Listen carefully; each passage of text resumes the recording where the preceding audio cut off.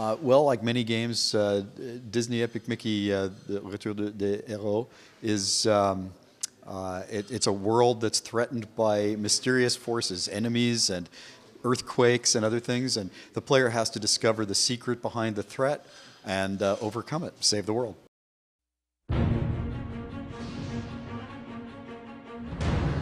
Dans un monde oublié, un courageux héros a fait renaître l'espoir. Jusqu'au jour où surgit une nouvelle menace. C'est avec un nouvel allié qu'il mènera son aventure épique.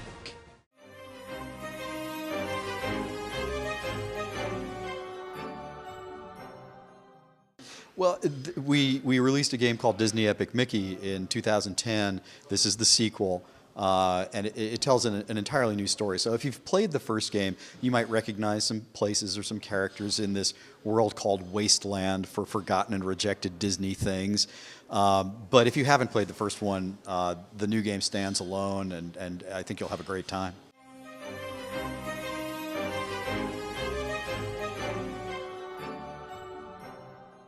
It's interesting. One of the goals in the Disney Epic Mickey games, the first one and now the new game, is to sort of get people of all ages, male and female, boys and girls, enjoying things. In the same way that if you go to a Disney movie or a Pixar film, you see parents and children, middle-aged couples, grandparents with their grandkids.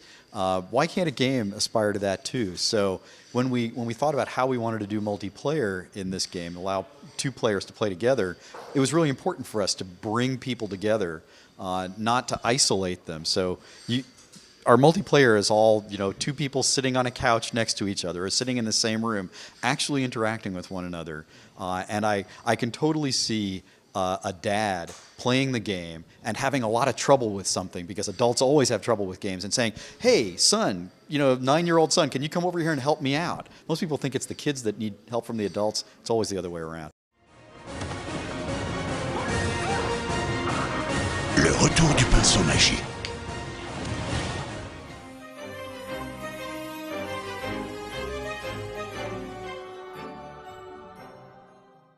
Well, it may seem complicated, but there's something so natural and childlike about drawing and erasing things. It was especially true, I think, in the first game where we introduced the idea.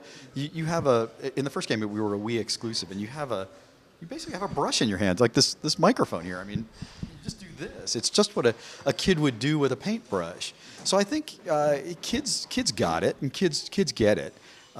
Honestly, I'm telling you, adults have more problems with this than kids do. Kids just get in and they try things and they play. They don't worry about, oh my gosh, what's going to happen if I do this, or I'm going to fail and look silly. It's the adults who have problems. So I think if you look at the fan response and you look at the sales of the game, we really did succeed in making a game that has very broad appeal. And now that we've added multiplayer, I really think it's going to be a special experience for mothers and daughters, fathers and sons, fathers and daughters, mothers and sons. I can't wait to see how people play it together.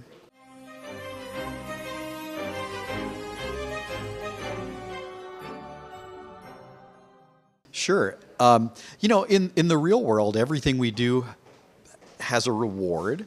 We get rewarded for our behavior, but everything also has a cost. And I just think games can and should do the same thing. So there are never right and wrong choices. I don't believe in games judging players. There are only different choices. And so what we do is we say, hey, player, here's a problem. How do you want to solve it?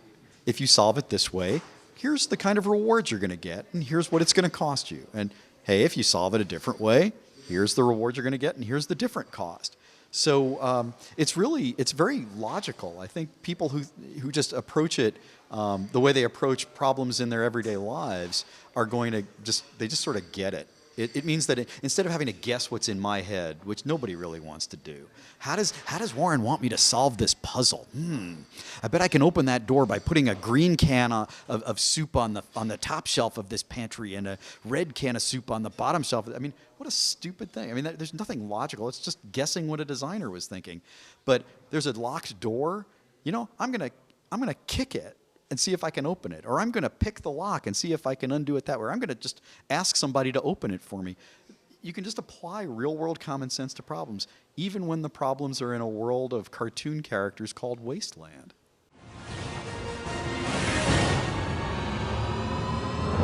Le retour des héros. Disney Epic Mickey, le retour des héros.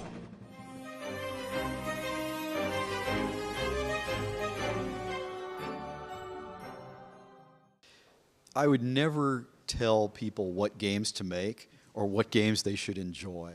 I will say that, speaking personally, I am sick to death of games that simulate a virtual trigger pull. I'm just tired of it. You know, we do that I think because it's easy for us. We understand how to do it, and it's very visceral and very exciting.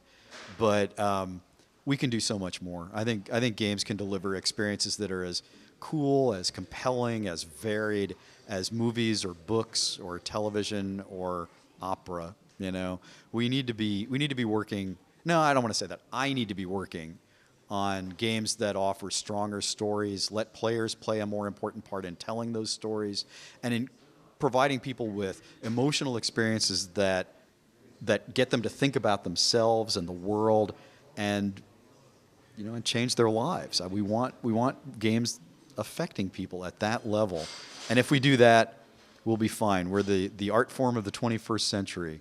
If we don't, I don't know, maybe we're a passing fad, but I think we're going to make it. I think we're going to be okay.